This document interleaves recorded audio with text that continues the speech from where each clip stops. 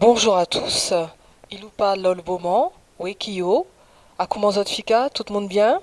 Alors aujourd'hui, nous allons faire une présentation, l'association Copena, en partenariat avec la commune de Saint-Laurent, sur les héros de la résistance de la Guyane. Et nous allons ainsi rendre hommage à tous ces valeureux guerriers et toutes ces femmes aussi, ces valeureuses guerrières qui ont vraiment œuvré pour gagner leur liberté. Dans un premier temps, il faut savoir que les premiers habitants de la Guyane, eh bien, ce sont les Amérindiens, donc qui étaient là depuis une époque très ancienne. Et il faut savoir que la Guyane a toujours présenté des résistances importantes. Il y avait de très nombreux peuples amérindiens en Guyane avant l'arrivée des colons européens. Selon les sources, on estime jusqu'à 25, voire plus, peuples amérindiens en Guyane présents. Alors je vais vous citer quelques noms. Les Mouriou, les Norak, qui a donné le nom des Nourags, les Arécaré, les Pino, les Karan, les Piriou, les Yayo, les Yapoko, les Kaikoussian, les Sapai, les Akokas, les Arouas, les Marouanes, etc., etc., etc., et bien d'autres. Donc ces peuples qui étaient là, eh bien, on va essayer de voir un peu l'histoire du point de vue des personnes qui ont, je dirais, subi l'arrivée et qui vivaient tranquillement donc dans leur territoire, qui était donc un territoire assez vaste, et qui tout à coup ont vu arriver des bateaux et ont vu débarquer des personnes chez elles. D'accord? Donc on se rend compte que ces civilisations étaient présentes depuis très longtemps et ont vraiment opposé beaucoup de résistance au cours de plusieurs années. Et beaucoup de grands chefs se sont distingués et il est important que l'on puisse vulgariser leurs noms, que l'on puisse faire connaître ces grands chefs qui se sont illustrés par leur lutte héroïque. Au niveau des grands chefs amérindiens, on va en citer quelques-uns. Alors, on a par exemple le grand chef Cayenne, alors dont ce nom est controversé puisque revendiqué au niveau d'un terme maritime, mais pour les peuples amérindiens, surtout les Kali'na, le chef Cayenne a véritablement existé, était un redoutable guerrier et donc aurait donné son nom au chef-lieu. Ensuite, on a le grand chef Sepelou qui a donné le nom du mont Sepérou, dont après l'armée française s'est approprié ce site et a construit un site de surveillance de de tout ce qui pouvait arriver en Guyane. Donc le grand chef Sepelou. Ensuite Langaman, on va parler donc plus loin dans la conférence du grand chef Langaman, d'Awala Yalimapo, le grand chef Pagalé, le Wininika. Wininika était un grand chef Wayampi qui a vraiment rassemblé son peuple et qui a vraiment, je dirais, solidifié, constitué ce grand peuple qui est le peuple Wayampi. Ensuite, Kailawa. Kailawa est un grand chef Wayana qui a aussi unifié tous les Wayana et constitué, je dirais, solidifié cette communauté, également un redoutable guerrier, Kailawa, donc retenez ce nom, grand chef Wayana. Ensuite, on a des noms qu'on retrouve dans les documents et dans les livres anciens, tels que Arwaikari, Anakaturi, Tapalabisi et Temsipelalab sont par contre deux chefs Teko dont on a le nom dans la transmission orale. Tapalabisi et Temsi Pelalab, deux grands chefs amérindiens Teko. Alors vous savez que les Teko sont connus pour les célèbres guerriers Teko, qui sont des guerriers redoutables, des guerriers doués de capacités combatives extraordinaires et qui ont développé des techniques de lutte et de combat très spécifiques et très efficaces. Alors pour parler maintenant des contacts avec les Européens donc, qui sont arrivés vers l'Amérique et dans notre secteur de la Guyane, il faut savoir que Pinzon, vers 1500, donc Pinzon c'était un espagnol, et il a longé les côtes, mais il ne s'est pas vraiment arrêté en Guyane, il a plutôt été du côté du Brésil. Ensuite, en 1530, on a des Anglais, des Espagnols, entre 1530 et 1580, des Anglais, des Espagnols, des Hollandais se sont succédés un peu dans le secteur. En 1596, Keymis, qui était un Anglais, aurait aussi donc approché les côtes de Guyane. En 1604, les premiers Français commencent à venir en Guyane. Ils sont vraiment accueillis par une très forte résistance amérindienne dès 1604. En 1627, à nouveau, retour de Henri de Chantaille, qui essaye, la compagnie de Rouen, qui essaye de revenir en Guyane également. 1632, la compagnie normande qui vient vers Sinnamary. Toutes ces tentatives reçoivent une très forte résistance amérindienne.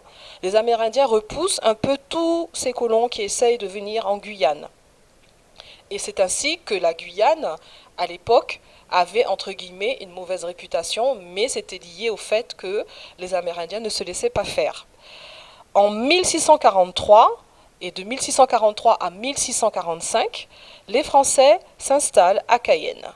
Alors, on verra plus tard quel type de contact et quel type de résistance cette arrivée a connu. En 1653 également, retour à nouveau des Français, donc la compagnie de la France équinoxiale, qui va revenir encore en Guyane. Et il a fallu, avec également de très fortes résistances, opposition des Amérindiens.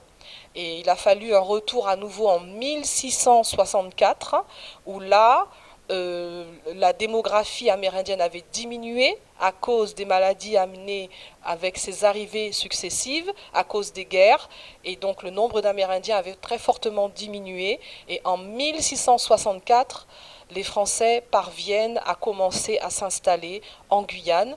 Et le sieur de la Barre, d'ailleurs, s'exprime avec énormément d'arrogance vis-à-vis des valeureux guerriers amérindiens, pensant qu'ils étaient faibles et qu'ils n'étaient pas si redoutables que cela. Mais en réalité, comme je vous l'ai dit, il y a eu des maladies qui ont affaibli le nombre d'Amérindiens et qui ont donc réduit toute la résistance qu'ils pouvaient opposer jusqu'alors. On va commencer à parler des grands chefs amérindiens, de certains de ces grands chefs amérindiens, et le grand chef Pagalé, qu'on retrouve en français prononcé Pagaret. Voilà. Et son colistier qui s'appelait Nouri.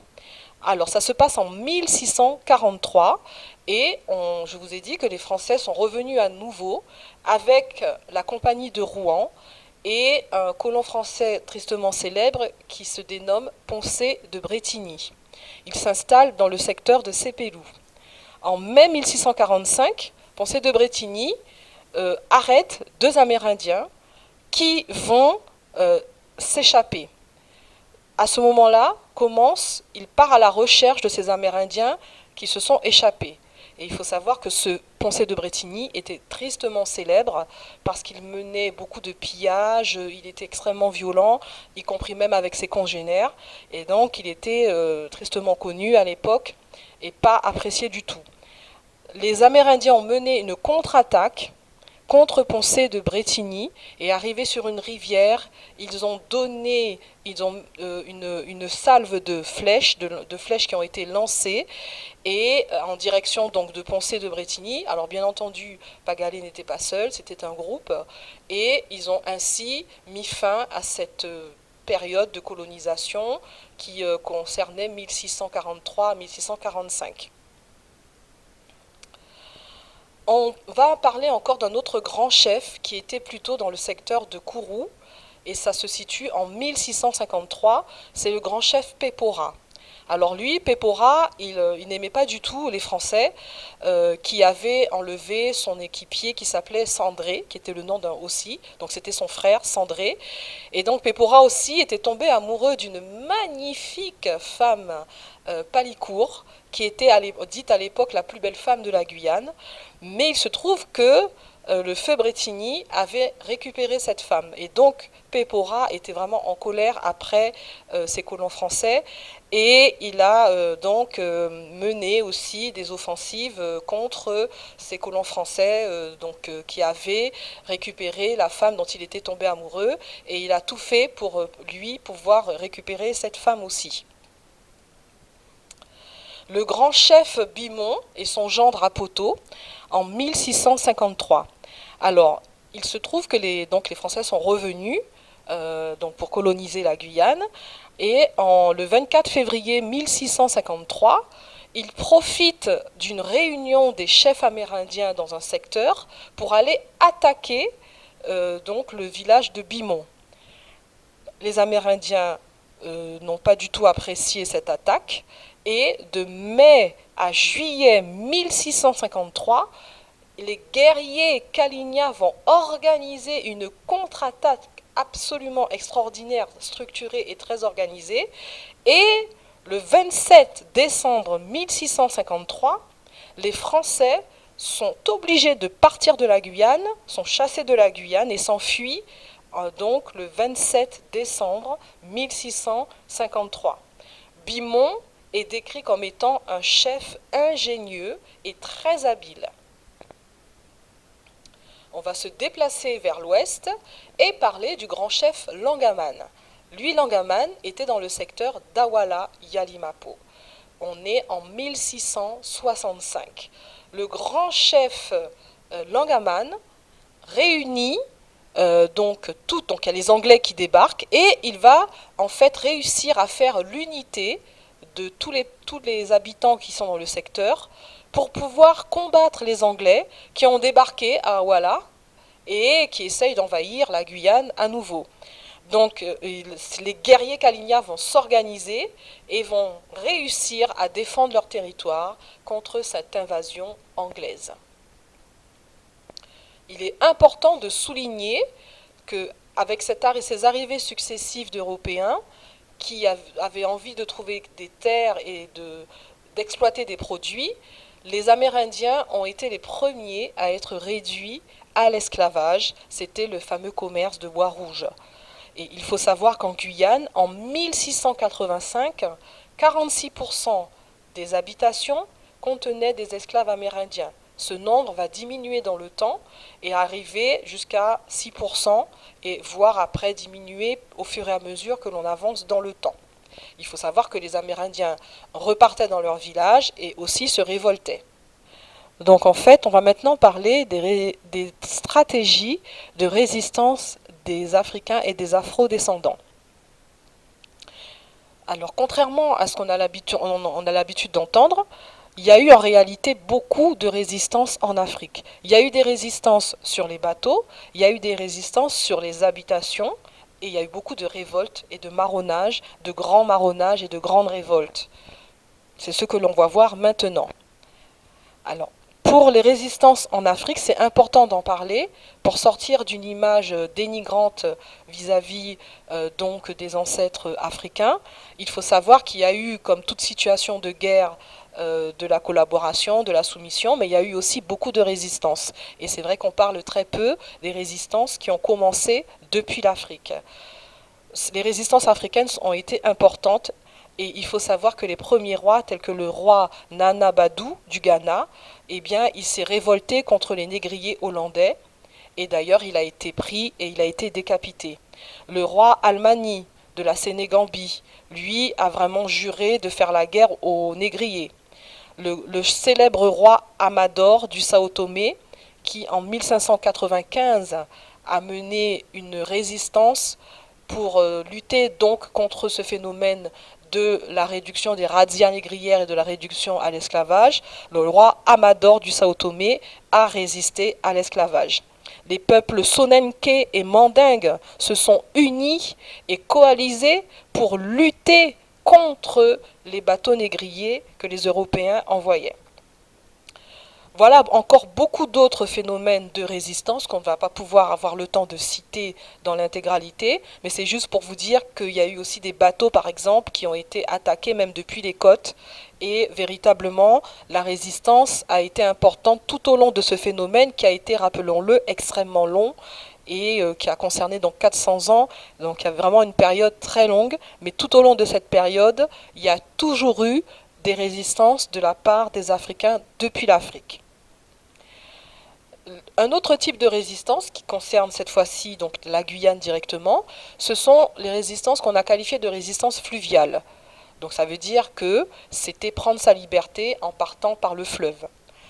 Un exemple, le 20 juin 1826, 25 personnes réduites à l'esclavage, sortant de l'habitation Joséphine, prennent un canot, c'est-à-dire une pirogue, et gagnent leur liberté. L'ingéniosité de ces personnes, ça a été de bien s'organiser et de mettre en place un système de renseignement pour induire en erreur les chasseurs d'esclaves. Donc vraiment une ingéniosité remarquable.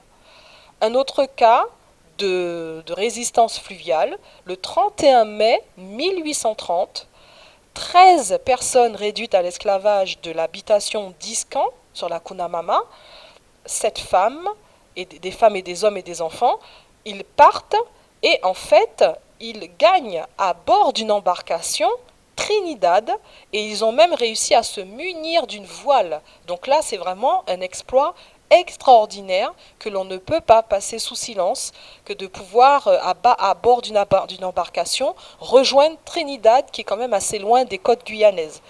Donc c'est vraiment remarquable. Un autre exemple, sur par exemple quelque chose d'important qui a concerné Saint-Laurent-du-Maroni, c'est Bill Bernabé. Retenez bien ce nom, Bill Bernabé, qui lui, le 13 juillet 1830, il va libérer 15 personnes réduites à l'esclavage dans le secteur de Makuria, d'une habitation de Makuria. Il va les libérer. Et, tenez-vous bien, il va prendre d'assaut une goélette, c'est-à-dire un bateau quand même d'envergure. Cette goélette s'appelait la Cayennaise. Il va faire l'exploit de naviguer plusieurs jours le long de la côte et il va arriver dans l'embouchure du Maroni. Son objectif était de rejoindre les Marrons du Suriname. Vraiment, c'est une situation qui est vraiment extraordinaire, cette capacité à naviguer pendant plusieurs jours comme ça, à bord de cet immense bateau. Alors, bien entendu, il a été pris, il y a eu une sorte de bataille navale dans l'embouchure du Maroni, mais véritablement, Bill Bernabé est un nom que l'on devrait connaître, car il a réalisé un exploit de navigateur qui est quand même extraordinaire.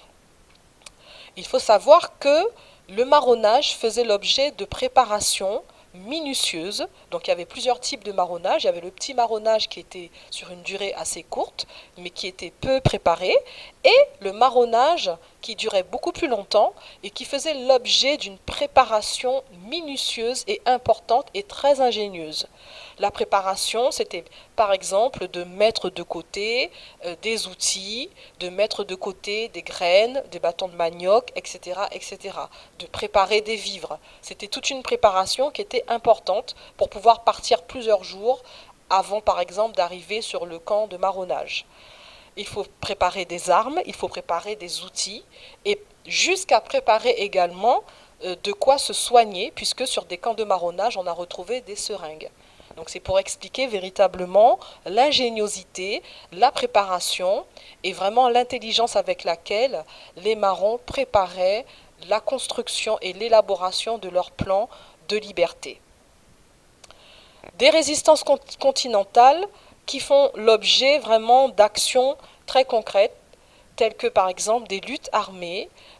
En 1700, il y a eu une très grande révolte, une des plus grandes révoltes et premières révoltes de l'habitation de Gênes sur la rivière Oyac, où 50 personnes réduites à l'esclavage se révoltent et prennent leur liberté.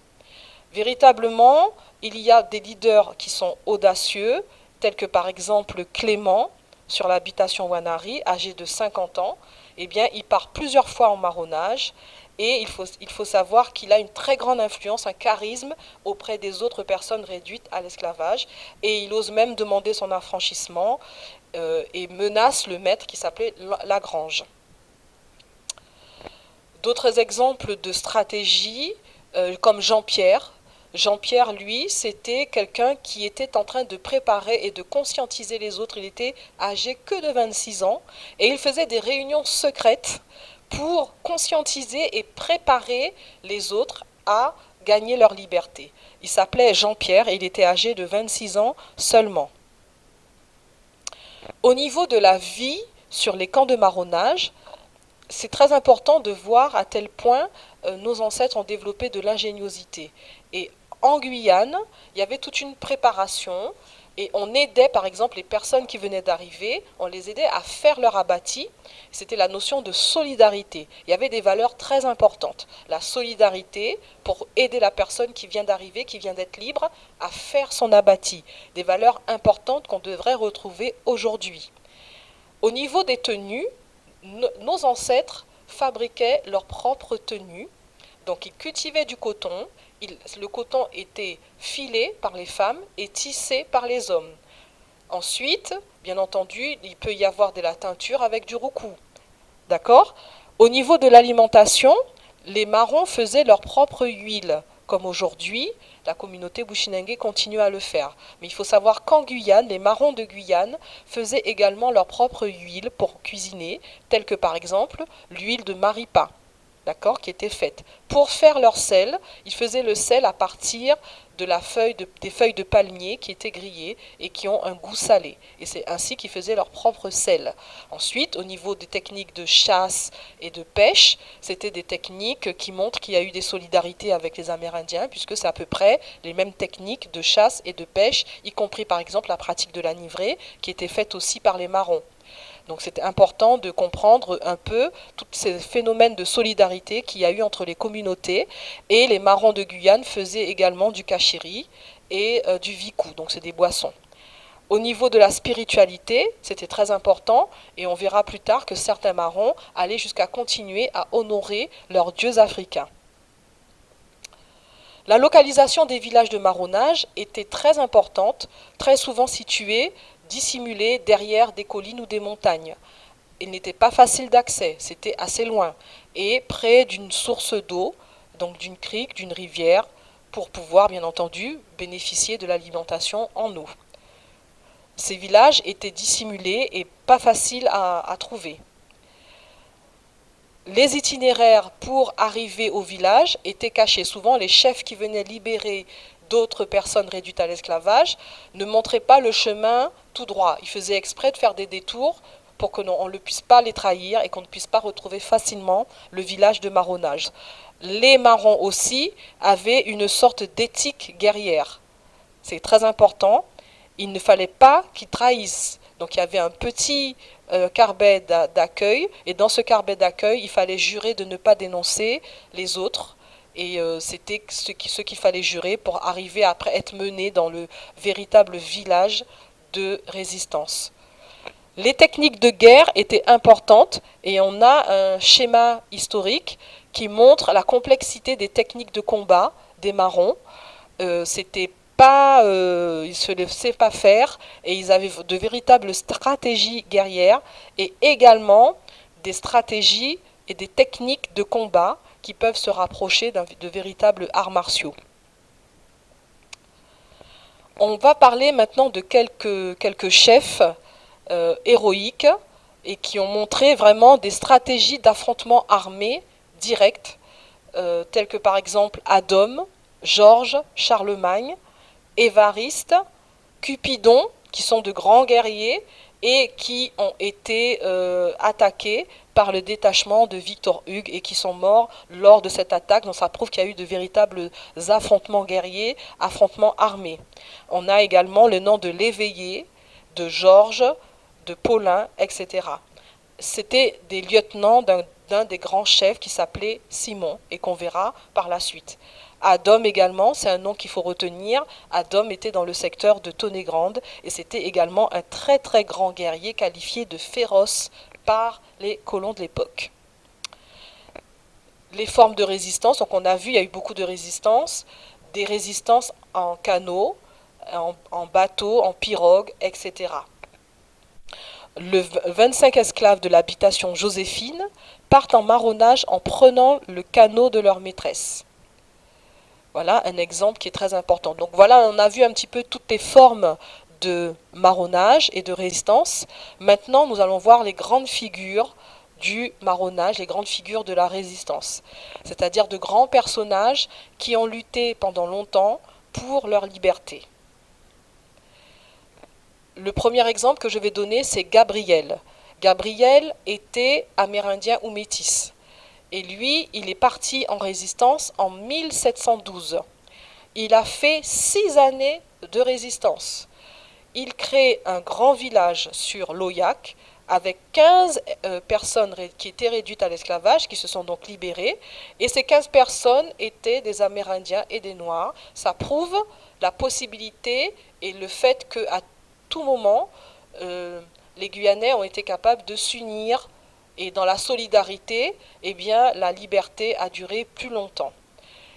Donc il a vécu, il a subi de nombreuses attaques et lui, il a pu véritablement résister à de très nombreuses attaques. À un moment donné, une partie de son équipe a été reprise et au bout de plusieurs années, véritablement, il a lutté assez longtemps. Mais à un moment donné, il a été trahi par quelqu'un et du coup, il a été repéré. Et il est parvenu à s'échapper et il a encore été vraiment, c'est quelqu'un qui a lutté pendant très longtemps. Donc retenez ce nom, Gabriel, dans le secteur de Roura. Des exemples assez édifiants, ce sont des exemples de couples. On a par exemple Claire et Copena, qui est un couple dont je vais vous parler un peu plus loin. Simon avec sa femme qui était aussi une redoutable guerrière. Gertrude et Pompée. Isabelle et Philippe. Colombine et Jean. Geneviève et André. Rose et François, et bien d'autres encore. Il faut savoir que les femmes jouent un rôle très important dans la longévité des villages de marronnage, un rôle important pour l'équilibre, pour la vie, pour la combativité, pour la structuration du village et pour permettre à des enfants de naître libres dans ces villages importants. Il y a des cas aussi de femmes qui partent, qui gagnent leur liberté, même avec des enfants, parfois même très jeunes. L'exemple de Rosine, qui marronne de l'habitation de Montabo avec son enfant en mars 1831. L'exemple d'Alexandrine, qui n'a que 22 ans et qui marronne avec son enfant de 6 mois. Justine et la petite Marie, deux femmes, qui marronnent avec leurs 2 enfants. On a l'exemple de Colette, âgée de 27 ans, qui marronne en mars 1826 avec sa fille âgée de 3 mois seulement. Thérèse, âgée de 36 ans, elle marronne le 13 janvier 1823 avec sa fille âgée de 1 an. Des histoires touchantes, des histoires extraordinaires. Des femmes qui marronnent enceintes. Alors, en Guadeloupe, on connaît bien la mulâtresse Solitude. Et il faut savoir qu'en Guyane, il y a aussi de nombreuses femmes qui ont gagné leur liberté bien qu'étant enceintes. L'exemple de Yanona qui, en 1824, marronne enceinte de 5 mois. Et Yanona, elle fait partie d'un groupe de marrons qui ont décidé de reprendre leur nom africain. Donc c'est un exemple de résistance, je dirais, morale. Voilà, c'est un cas assez extraordinaire. L'autre cas, Marie-Louise, qui a 23 ans, et elle marronne à partir d'une habitation du quartier de l'Oyac en 1827. Valentine, âgée de 34 ans, elle va marronner le 27 octobre 1828, enceinte de 8 mois, et avec sa fille âgée de 1 an. Donc c'est un exemple vraiment remarquable. Delphine, qui fut accusée d'avoir insulté sa maîtresse, elle est sauvagement fouettée en 1846 de 12 coups de cravache alors qu'elle était enceinte de 6 mois. Rendons donc hommage à toutes ces femmes qui ont eu le courage de gagner leur liberté. Maintenant, nous allons parler du grand Simon. Simon qui était vraiment un grand guerrier, un guerrier extraordinaire, extrêmement charismatique, qui a combattu pendant de très longues années contre l'esclavage et qui, lui, a mené une véritable guérilla et qui a été vraiment attaqué. Ça veut dire qu'il avait vraiment le sens que la Guyane soit libérée de cette situation de la réduction à l'esclavage des Noirs et des Amérindiens. Donc véritablement, il part en résistance en 1760 dans le secteur, et il s'en va dans le secteur de la Comté vers Roura. Selon certaines sources, certains documents, il aurait fait environ 50 ans de résistance donc à l'esclavage. Il crée de très grands villages, tels que par exemple Jolitaire. Il honore ses dieux africains, tels que Bintou, Kashi. Et il a dû donc faire la guerre pendant de très nombreuses années. Et lui, il est absolument remarquable, puisqu'on retrouve une lettre d'un chasseur d'esclaves qui se plaint qu'il n'arrive pas à attraper Simon, qui tend des embuscades, et qui part plusieurs mètres plus loin en rigolant, à gorge déployée, et qui, plusieurs mètres plus loin, tend à nouveau une nouvelle embuscade. Et véritablement, Simon était vraiment aimé de de tous les marrons, respecté, et véritablement, c'était quelqu'un d'ingénieux et de très combatif. Le grand chef Simon. On peut signaler quelques femmes, quelques Marion. Alors elle, Marion, elle part en résistance en 1748 et elle fait partie du fameux village de la Montagne Plomb qui se situe sur la Haute-Kourou. Ce village est très organisé et il est dirigé par André. On va parler d'André. Donc le Marion, elle a un rôle important parce qu'elle est sage-femme. Donc elle s'occupe des femmes enceintes, de faire les accouchements des femmes enceintes. Et ça veut dire qu'elle accompagne de nombreuses femmes et qu'elle permet la naissance de jeunes, d'enfants qui vont naître libres sur le village de la Montagne Plomb. Donc Marion. Je vous ai parlé d'André. Effectivement, André a créé ce grand village. Il n'était pas tout seul. Il y avait également Augustin, qui était aussi un grand chef. En 1731, André part en résistance et gagne sa liberté. Il se dirige, il se déplace au départ dans le secteur de l'Auillac, puis dans le secteur de la Haute-Kourou. Il crée le grand village de la Montagne Plomb et qui s'appelait Montagne Plomb. Pourquoi ?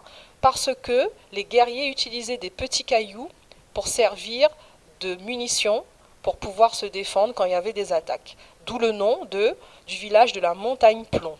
C'était un très grand village, très structuré, très bien organisé, où chacun avait son rôle et André était très rigoureux, très strict dans la gestion de son village. Cythère, alors Cythère dit Esther, est une femme qui a fait 18 ans de marronnage.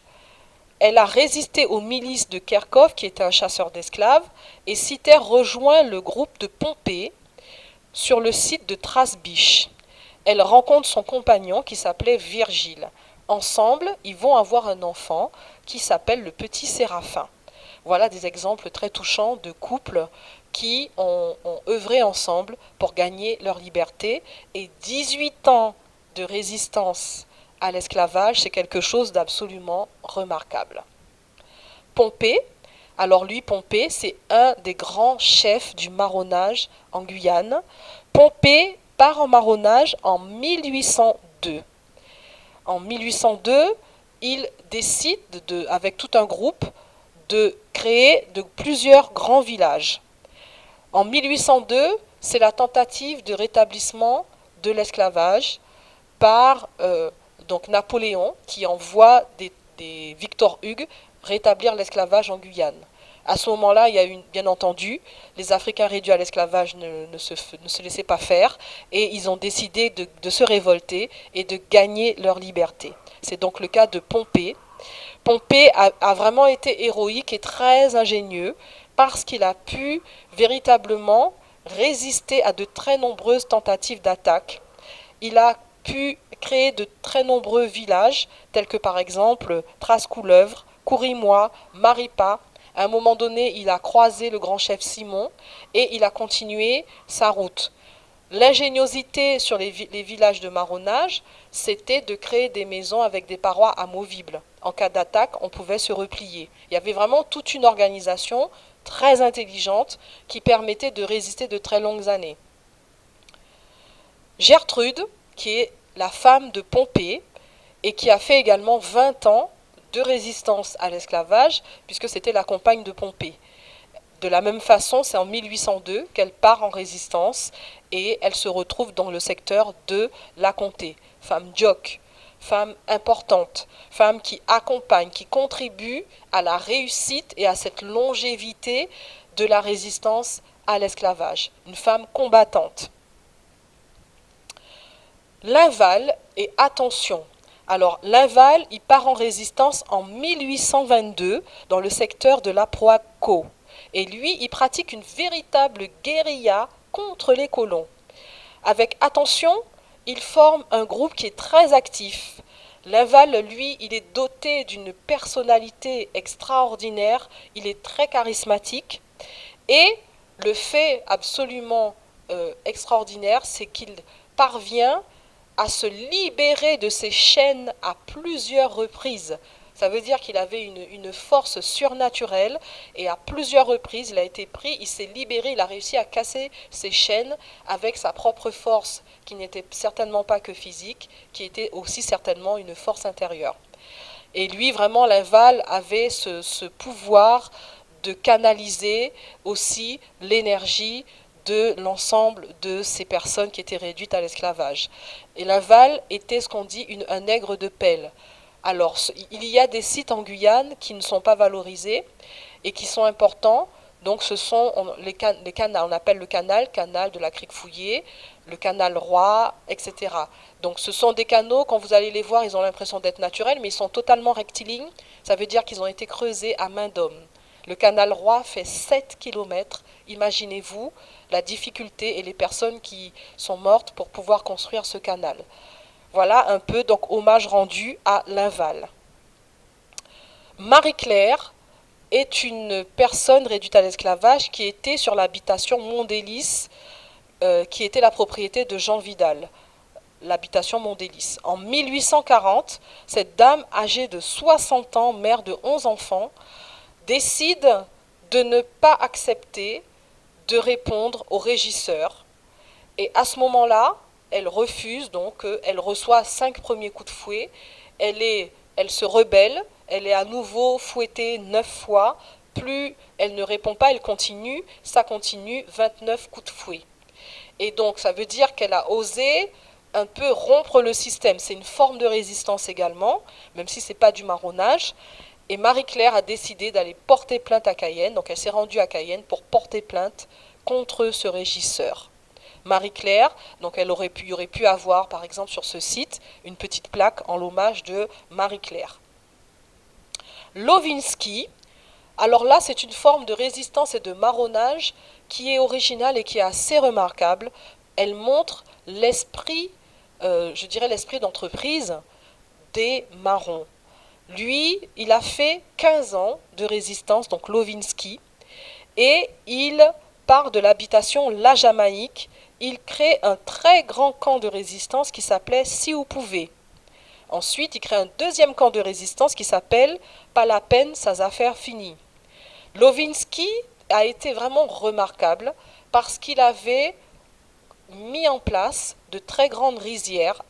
Je rappelle que les marrons de Guyane cultivaient du riz en quantité. Ça, c'est un savoir que nous avons perdu. Et lui, Lovinsky, il avait un élevage de 300 volailles. Donc ça montre, je dirais, l'esprit d'entreprise, puisque j'imagine bien qu'il a fait cela, c'était pour échanger, pour fournir, alimenter les autres. Donc voilà Lovinsky, quand même un marron remarquable et capable de cultiver de très grandes surfaces et de faire de l'élevage. On va maintenant parler de Copena. Copena a été remarquable parce qu'il ne s'est pas contenté de gagner sa liberté, mais il a également été développé des valeurs de solidarité et au risque de sa propre vie, il a aidé d'autres personnes réduites à l'esclavage à gagner leur liberté. Copena part en marronnage en 1752 à 45 ans et il s'est mis en danger à plusieurs reprises pour pouvoir libérer des personnes réduites à l'esclavage. La première fois qu'il a été repris, il a eu une oreille coupée. Malgré cela, il a quand même continué à aider les personnes à rejoindre le camp d'André. André, je vous ai parlé d'André, le fameux camp de la montagne Plomb. Il a continué, il a eu une deuxième oreille coupée. La troisième fois qu'il a été repris, il a été condamné à mort et lui et sa femme ont été condamnés à mort sur la place du port, c'est-à-dire aujourd'hui le secteur de la place du Coq. Et donc Copena a été exécuté et ainsi que sa femme et les enfants ont été obligés de regarder cette scène. Donc rendant hommage à Copena qui a été absolument remarquable et qui était donc avec sa femme qui s'appelait Claire. Voilà donc l'importance que nous puissions connaître notre histoire pour rendre hommage à nos ancêtres, parce qu'un peuple qui ne connaît pas ses origines, son histoire, est comme un arbre sans racines. Et un arbre qui est sans racines peut facilement tomber. Donc ensemble, approfondissons notre histoire et surtout, créons des lieux de mémoire, mobilisons-nous sur des dates de mémoire et surtout sur le fait que l'on puisse améliorer nos programmes scolaires et l'apprentissage et la transmission des valeurs auprès des plus jeunes. Merci beaucoup de votre attention.